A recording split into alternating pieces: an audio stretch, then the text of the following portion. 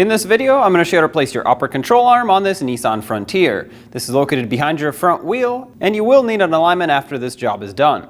Let's get started. With the vehicle safely raised and supported, use a 21mm socket, remove all 6 lug nuts, and then pull the wheel off.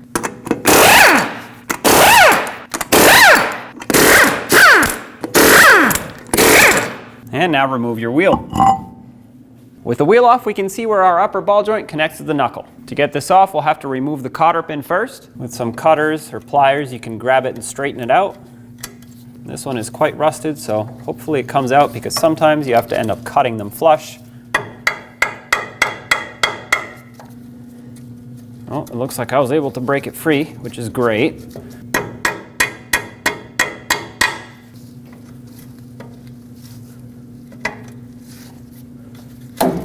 All right, now use a 22mm socket and remove this mounting nut. I'm going to put this nut back on a few threads just so I can hold this when I separate it. Now use a hammer and tap the knuckle right here to break this free.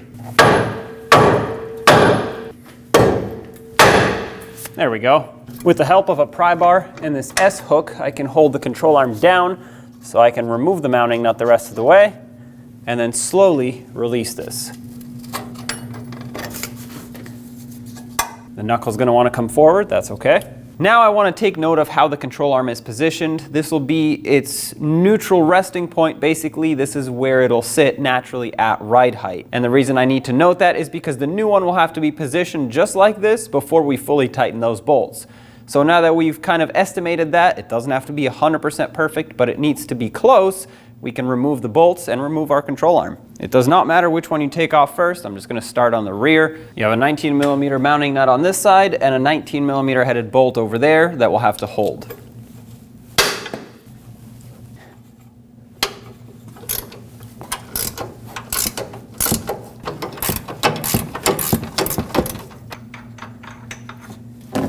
There's the mounting nut. I'm going to leave the bolt in just so the control arm doesn't completely fall out, but it can pivot and the bolt is loose. So now let's do the same to the front one. Same exact setup here, just backwards. You'll have the nut on the front side and the bolt on the back side.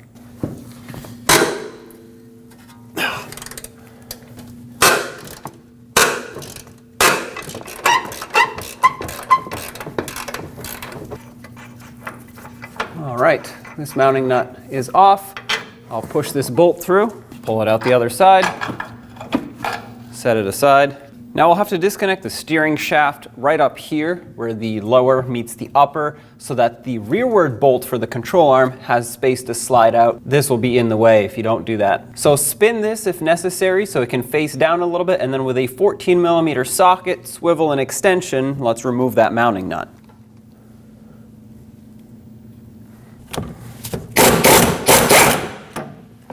Now you'll be able to push this bolt through. You might need to tap it with a hammer if it's stuck. There we go. We'll pull it out the other side. There it is. And then these two should separate. Tap this with a hammer if needed.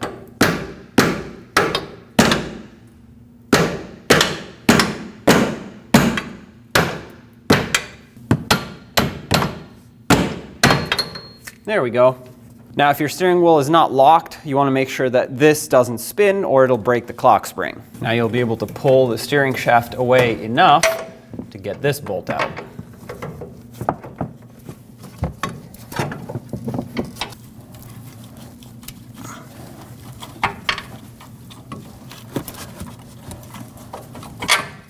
There we go. Now take your control arm, and there it is. Take your new control arm and slide it in. With the front lined up, I'm going to put in that bolt so it can hold it in, and then I can line up the rear. There we go. Might as well put on the mounting nut at least temporarily so it can stay on here and the bolt doesn't fall off. And now it's time to work on the rear bolt. I have to push the steering shaft out of the way again.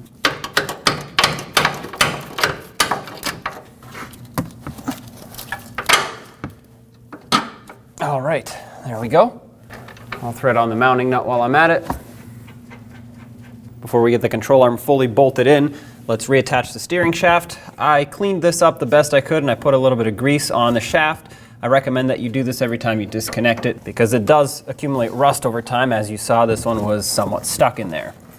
To get things to line up, turn one or the other until they kind of fall into place together. And push them in. I'm going to try to hold the lower shaft and then tap the upper with a hammer.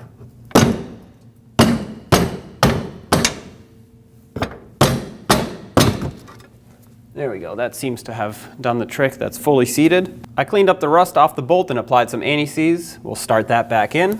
Because of the way it's turned, it's on the back side, so it's a little bit difficult to start in if you can't see it. There we go. Make sure it has gone all the way through. It's keyed, so it can only fit in one direction. And if it doesn't fit, that just means you need to spin it around until it slides through. We'll put on our mounting nut, and of course we'll snug this up. Torque this to 20 foot-pounds. 20 foot-pounds is not a lot, so if you can't get a torque wrench in there, that's okay. Just make it nice and snug by hand. With the help of a block of wood and a rubber pad, I got the control arm up to where it needs to be at right height so we can now tighten the main bolts that hold it onto the frame.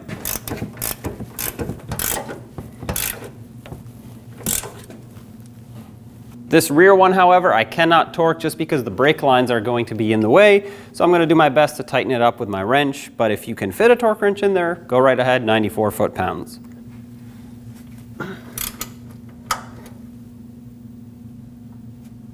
Okay, that's tight.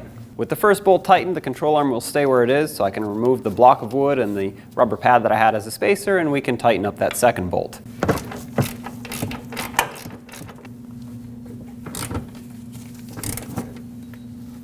This one I can put a torque wrench on, so I will. Once again, 94 foot-pounds.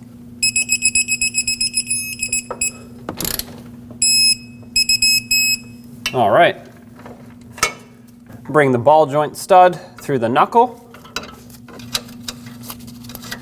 Have your mounting nut ready to put it on. We'll snug this up. Torque this to 58 foot-pounds. Because we have a castle nut here with a cotter pin slot, we have to line that up. And to do that, you always want to keep tightening past the torque spec and never loosen, no matter how close it is. For me, it's kind of in the middle, so I have to keep going a little bit.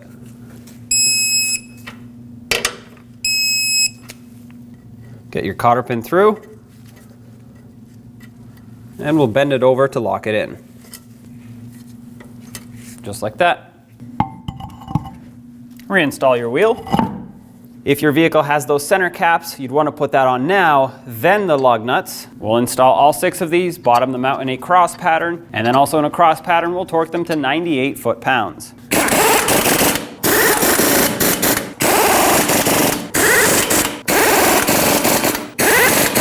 98 foot-pounds in a cross pattern, here we go.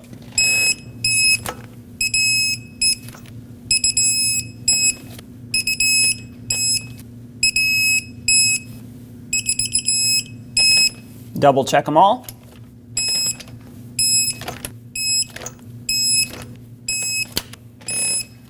Take it for a road test and don't forget to get an alignment. When only the best will do, demand TRQ. The only company that lets you view before you do. TRQ is committed to offering the highest quality aftermarket auto parts that are engineered for peace of mind. Thanks for using and viewing with TRQ.